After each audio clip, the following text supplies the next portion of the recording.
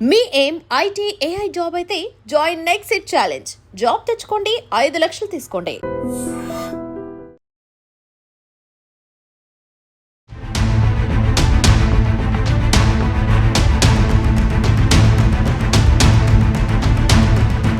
నమస్కారం, welcome to IT.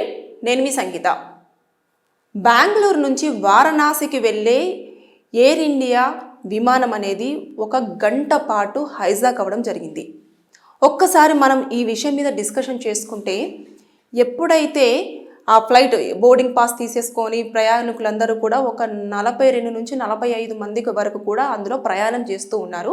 చేస్తున్న టైంలో బోర్డింగ్ పాస్ తీసేసుకున్నారు, తర్వాత చెకింగ్ అయిపోయింది, తర్వాత నెక్స్ట్ ఎవ్రీథింగ్ ఇంకా ఎవరి సీట్లలో వాళ్ళు హ్యాపీగా వెళ్ళి కూర్చున్నారు, ఎవరి పనులలో వాళ్ళు ఉన్నారు. వాళ్ళు ఎవరైతే క్యాబిన్ క్రూ వచ్చేసి వాళ్ళకి ఇవ్వాల్సిన ఇన్స్ట్రక్షన్స్ అన్నీ ఇవ్వడం జరిగింది. దాని తర్వాత నెక్స్ట్ ఫ్లైట్ కూడా ఇంకా టేక్ ఆఫ్ తీసేసుకొని కొంచెం గాల్లోకి వెళ్ళిన ఒక 15 నిమిషాల తర్వాత 8 మంది అదే ప్రయాణికుల్లో నుంచి ఒక 8 మంది ఎవరికీ తెలియని వ్యక్తులు సడన్గా లెగిసి ఒకేసారి ముందుకు వచ్చేసి ఏదైతే పైలట్ ఉంటారో అటు పైలట్ వైపు కాక్పిట్ ఎక్కడైతే ఉంటుందో అక్కడికి వెళ్ళి ఆ పాస్వర్డ్ అనేది ఓపెన్ చేయడం జరిగింది.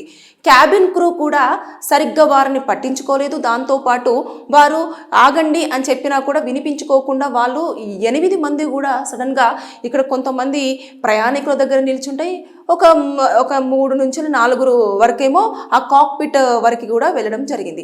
అసలు ఎందుకు వారు అక్కడ దాకా వెళ్ళారు? పైలట్తో మాట్లాడాలనుకున్నారా? లేదు అనుకుంటే కాక్పిట్ యొక్క పాస్వర్డ్ తెలుసుకొని వాళ్ళు ఏం చేయాలనుకున్నారు అనేది ఎవ్వరికీ అర్థం కాని విషయం. ఒకవేళ వాళ్ళు నిజంగానే టెర్రరిస్టులు అయి ఉండేది ఉంటే పరిస్థితి ఏ రకంగా ఉండేది ఒక్కసారి మనం అంచనా వేయలేం. చాలా దారుణమైన సిచ్యువేషన్ ఉండేది. అక్కడ కూర్చున్న పర్సన్స్ అందరూ కూడా వీళ్ళు ఏం చేస్తున్నారు అనేది వాళ్ళకు అర్థం కాని సిచ్యువేషన్స్కి వచ్చారు. ఒకేసారి వాళ్ళు భయపడిపోయారు. అమ్మ బాబోయ్, ఇంకా మా ప్రాణాలు ఉంటాయా ఉండవా, ఎందుకు మేము ఈ ఫ్లైట్ ఎక్కాంరా బాబు అనుకొని కిందికి దిగిన తర్వాత అందరూ కూడా వాళ్ళ ఏడుపులు బాధలు అందరూ కూడా చెప్పడం జరిగింది. ఒక 1 అవర్ తర్వాత వారు అక్కడ ఉన్న వాళ్ళందరినీ కూడా ఎంత బాధించినా కూడా వాళ్ళు సమాధానం చెప్పడం లేదు. వాళ్ళు చేయాల్సిన పని వాళ్ళు చేస్తూనే ఉన్నారు. పైలట్తో మాట్లాడన్న ప్రయత్నం చేస్తున్నారు. ఒకవేళ మాట్లాడాలన్నా కూడా అక్కడ క్యాబిన్ క్రూ ఉంటుంది కాబట్టి వాళ్ళకి ఇన్ఫర్మేషన్ ఇస్తే వాళ్ళతో మాట్లాడతారు. లేదు అనుకుంటే వాళ్ళకు చెప్పినా కూడా వాళ్ళకున్న ప్రాబ్లం అనేది షార్ట్ అవుట్ చేస్తారు. కానీ అలా జరగకుండా వాళ్ళు కాక్పిట్ దగ్గర ఎందుకు వెళ్ళారు? ఆ పాస్వర్డ్ అనేది వాళ్ళకి ఎలా తెలిసింది?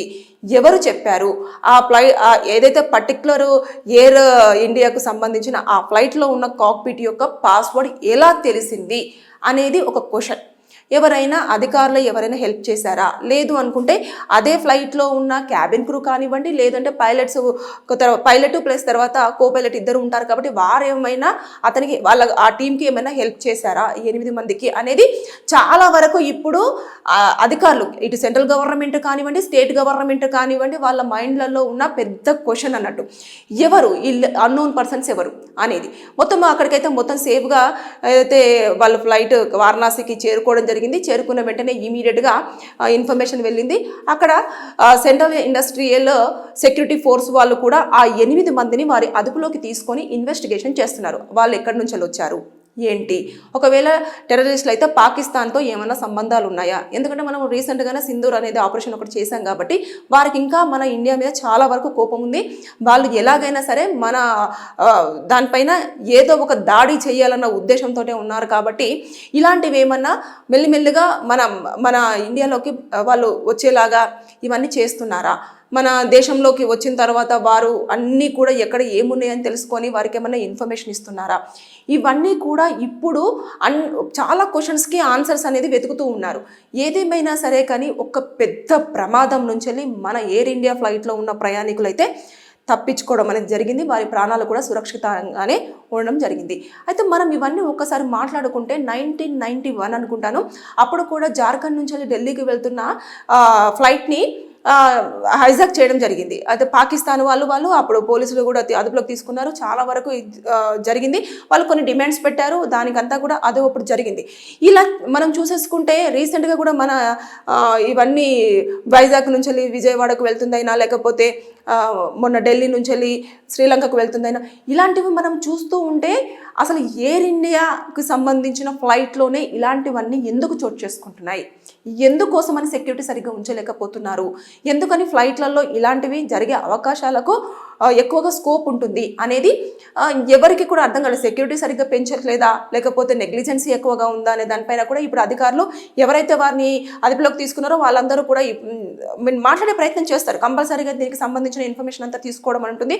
వాళ్ళు ఎలా ప్రవేశించారు, ఎందుకు వచ్చారో, కాక్పిట్ని ఎందుకు ఓపెన్ చేయాలనుకున్నారు, ఎందుకు పాస్వర్డ్ వాళ్ళకి ఎలా తెలిసింది, ఇవన్నీ కూడా మొత్తం పూర్తి స్థాయిలో ఇన్ఫర్మేషన్ వచ్చిన తర్వాతనే వారు 8 మందిని కూడా వదిలేయడం అనేది జరుగుతుంది. లేదు అనుకుంటే వారికి ఇన్ఫర్మేషన్ తెలిసేంత వరకు కూడా వారు వీరి ఆధీనంలోనే ఉండడం అనేది జరుగుతుంది. అయితే ఇవన్నీ చూసుకుంటే ఒక పక్కన పెడితే ఇప్పుడు ఒకవేళ హైజాక్ అయ్యేది పరిస్థితి ఏంటి? కేంద్ర రాష్ట్ర ప్రభుత్వాలు ఇది మాత్రము తలలు పట్టుకునేవారు. వారి డిమాండ్స్ అనేవి ఏ రకంగా ఉంటాయో తెలిసేది కాదు. దాదాపుగా ఒక 45 మంది వారి టెర్రరిస్టుల హ్యాండ్లోకి వెళ్ళేవారు. వారు ప్రాణాలతో బయటకు వచ్చేవారా, రాకపోయేవారా అనేది ఒక పెద్ద క్వశ్చన్ మార్క్. ఎందుకంటే వారి మైండ్ సెట్ ఎలా ఉంటుందో తెలీదు.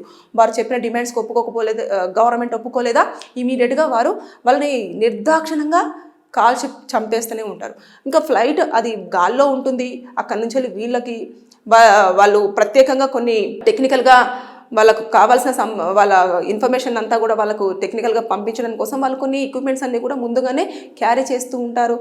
వాళ్ళకు ప్రమాదం వచ్చింది అని అంటే వారే సూసైడ్ చేసుకొని చనిపోవడం అనేది కూడా మనం చూస్తూ ఉంటాం. అంటే ఇలాంటివన్నీ ఇక్కడ జరుగుతున్నాయి కదా, దీనికి మనం కొంచెం బ్రేక్ వేయాలి అంటే ముఖ్యంగా అధికారులు తీసుకోవాల్సింది, నా అభిప్రాయం మాత్రమే నేను ఇక్కడ చెప్తున్నాను, ఇది ఓవరాల్గా అందరి అభిప్రాయంగా నేను చెప్పట్లేదు.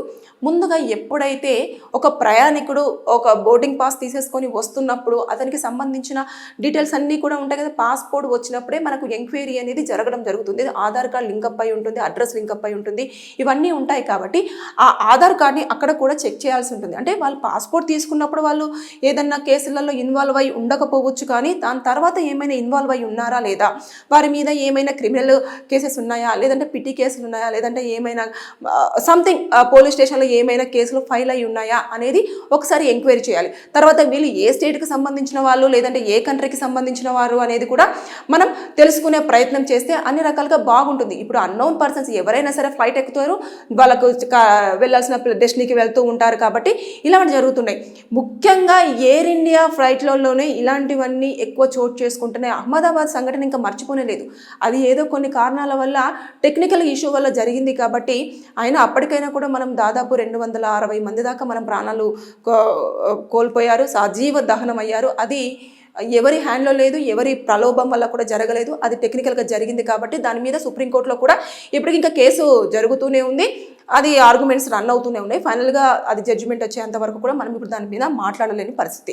కానీ ఇది తీసుకుంటే మాత్రము వారణాసికి వెళుతున్న ఫ్లైట్లో 8 మంది ఇట్లా క్యాబిన్ క్రూతో వాగ్వాదం పెట్టుకున్నారు. అదేవిధంగా పైలట్స్ చెప్పినా కూడా వినిపించుకోలేదు. వాళ్ళు ఏం చెప్పాలనుకున్నారో, ఏం చెయ్యాలనుకున్నారో అనేది కూడా ఎవరికి అంతు చిక్కకుండా ప్రయాణికుల్ని మాత్రము చాలా గందరగోళానికి, చాలా భయాందోళనకి మాత్రం గురి చేశారు. ఏదేమైనా సరే మరి కాసేపట్లో ఇంకా పోలీసులు ఎలాగో వాళ్ళ అండర్లో ఉన్నారు కాబట్టి ఇన్వెస్టిగేషన్ చేసి మొత్తం చేసేసి వాళ్ళు టెర్రరిస్ట్లా, లేదు అంటే సరదా కోసం చేశారా, లేదంటే కాక్పిట్కి పాస్వర్డ్ ఎలా తెలిసింది, వాళ్ళు ఏమైనా చేశారా, వాళ్ళకి ఏమన్నా ట్రాక్ చేశారా, లేకపోతే ఏమన్నా ఇవన్నీ కూడా మన సైబర్ క్రైమ్కి సంబంధించిన వారా, ఇలాంటివన్నీ కూడా మొత్తం చూసి ఎంక్వైరీ చేసి దాని మీద మనకు త్వరలోనే ఒక ఇన్ఫర్మేషన్ ఇవ్వడానికి ఉంటుంది. కానీ ఇలాంటివన్నీ జరుగుతున్నాయి కాబట్టి మీకేమైనా ఎవరైనా అనుమానాస్పదంగా కనిపించినా, వారు కొంచెం అటు ఇటుగా చూసేసి, లేదంటే ఓవర్గా కొంచెం యాటిట్యూడ్ చూపించినా, లేకపోతే ఇంకేమైనా చేసినా కూడా మీరు ఇమీడియట్గా అక్కడ ఉన్న ఎయిర్ క్రాఫ్ట్ వాళ్ళకు మీరు కనుక ఒక ఇన్ఫర్మేషన్ ఇచ్చి వీళ్ళ మీద కొంచెం నిఘా పెట్టండి అంటే వాళ్ళు చర్యలు తీసుకునే అవకాశం ఉంటుంది అని చెప్పేసి నేను ఈ వీడియోతో మీకు తెలియజేయాలనుకుంటున్నా. ఏదేమైనా సరే కానీ బెంగళూరు నుంచి వెళ్ళి వారణాసికి వెళ్ళే ఫ్లైట్ 1 గంట పాటు 8 మంది అన్నోన్ పర్సన్స్, వారు టెర్రరిస్ట్లా లేదు అనుకుంటే ఎవరా అన్నది తెలియదు, కానీ హైజాక్ అయ్యిందనే చెప్పుకోవచ్చు.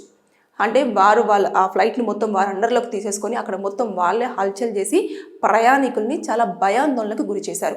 ఏదేమైనా సరే కానీ దీని మీద అసలు పూర్తిగా ఇన్ఫర్మేషన్ త్వరగా మనకు అధికారులు అందిస్తారని చెప్పేసి ఆశిద్దాము. ఈ వీడియో చూస్తున్న వారికి ఎవరికైనా లీగల్గా డౌట్స్ ఉన్నా, లేదంటే ఎలాంటి ప్రాబ్లమ్స్ ఉన్నా సరే కింద కామెంట్ రూపంలో తెలియజేయండి. దానిపైన నేను పూర్తిగా మీకు ఇన్ఫర్మేషన్ ఇస్తూ వీడియో చేస్తాను. Thank you. And don't forget to subscribe to iDream. And for more videos, please subscribe to iDream. Please subscribe to iDream. Please subscribe iDream. And please subscribe to iDream. For more videos, subscribe to iDream. Please like, share, and subscribe to the channel. Congratulations, iDream. Subscribe to iDream. Subscribe to iDream. So subscribe to iDream Media. iDream ki iDream team అందరికి huge congratulations. Please subscribe iDream Media. Please subscribe to iDream. Subscribe iDream. Please subscribe to iDream. iDream అంటే నా కళల ఛానల్ను subscribe చేసుకున్న నోరు తిరుగుతలేదు, మీరైతే గంట గుర్తు కొట్టండి. For more such videos, please subscribe to iDream. Subscribe to iDream. Please subscribe to iDream. Please subscribe iDream Media. Please do subscribe to iDream. Please subscribe to iDream media. For best entertainment and information, please subscribe iDream.